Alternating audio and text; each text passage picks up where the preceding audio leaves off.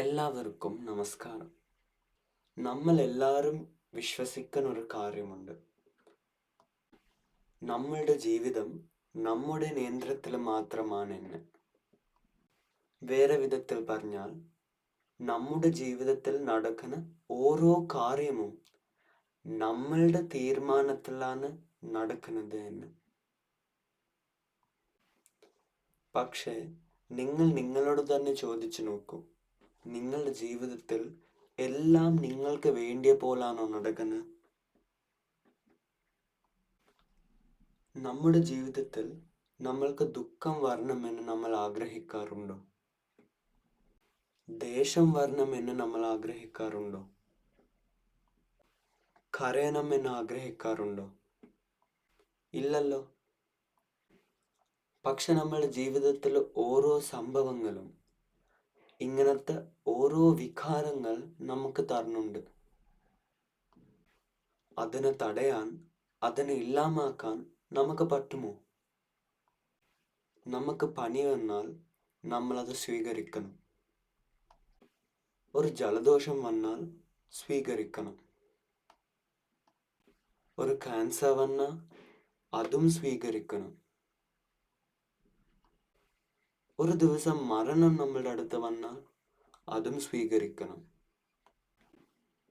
ഇവിടെ നമുക്ക് അത് തീരുമാനിക്കാനുള്ള അവസരമില്ല.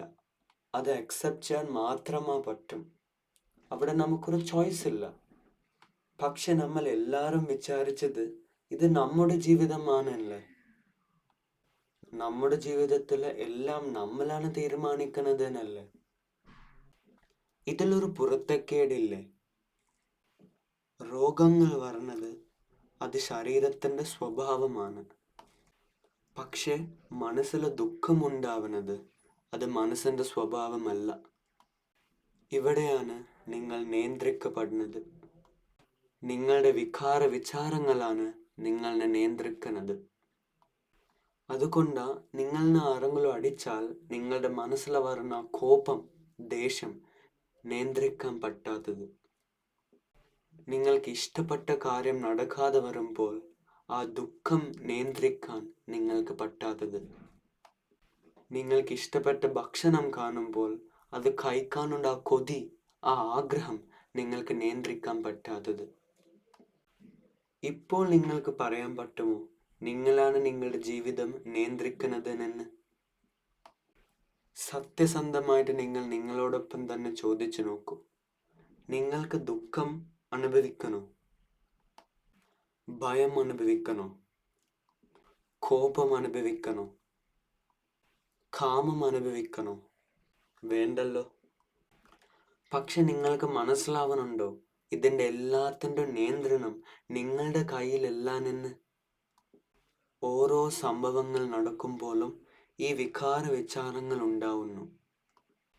ഇതിൻ്റെ എല്ലാത്തിൻ്റെ കാരണം നമ്മൾ നമ്മളുടെ മനസ്സിൻ്റെ ഉള്ളിലുള്ള ആഗ്രഹങ്ങളെ വളർത്തുന്ന കൊണ്ടാണ്, പോഷിപ്പിക്കുന്ന കൊണ്ടാണ്.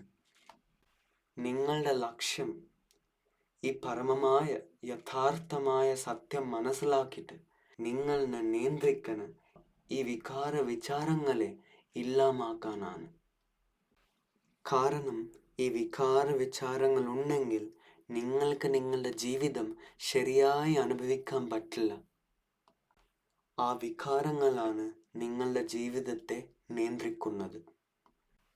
നിങ്ങൾ എത്ര തന്നെ വിചാരിച്ചാലും നിങ്ങളുടെ ജീവിതത്തിൻ്റെ നിയന്ത്രണം നിങ്ങളുടെ കയ്യിലാണ് ഉണ്ടെന്ന്, അല്ലെങ്കിൽ നിങ്ങളാണ് നിങ്ങളുടെ ജീവിതത്തിൻ്റെ രാജാവെന്ന് വിചാരിച്ചാലും ഈ വിചാരങ്ങൾ നിങ്ങളിൽ ഉണ്ടായാൽ നിങ്ങൾ എന്നും ഒരു അടിമ തന്നെയാണ്.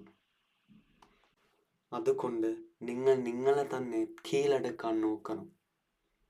ഈ ലോകത്തെല്ലാവരും മറ്റാൾക്കാരെ കീഴടക്കാനാണ് നോക്കുന്നത്. പക്ഷെ നിങ്ങൾ നിങ്ങളെ തന്നെ കീഴടക്കാൻ നോക്കണം. ഭഗവാൻ ബുദ്ധൻ പറഞ്ഞിട്ടുണ്ട്, യോ സഹസ്രം സഹസ്രേന സംഗാമേ മാനുസേജിനെ ഏകഞ്ച ജയമർത്ഥാനം സവേ സംഗാമജുദ്ധമോ. അതിൻ്റെ അർത്ഥം 1000 യുദ്ധങ്ങളിൽ 1000 പേരെ ജയിക്കുന്നതിന് കാണും സ്വയം ജയിക്കുന്നതാണ് ഏറ്റവും മഹത്തായ വിജയം. അതാണ് നിങ്ങളെല്ലാവരും ചെയ്യാൻ ശ്രമിക്കേണ്ടത്. അതാണ് നിങ്ങളുടെ ലക്ഷ്യമാവേണ്ടത്. അങ്ങനെ ആയാൽ നിങ്ങളുടെ ജീവിതം ഈ വികാര വിചാരങ്ങൾ നിയന്ത്രിക്കില്ല. അതുകൊണ്ട് ഇന്ന് നാം പറഞ്ഞതിനെ കുറിച്ച് നന്നായി ചിന്തിച്ചു നോക്കൂ. നന്ദി, നമസ്കാരം.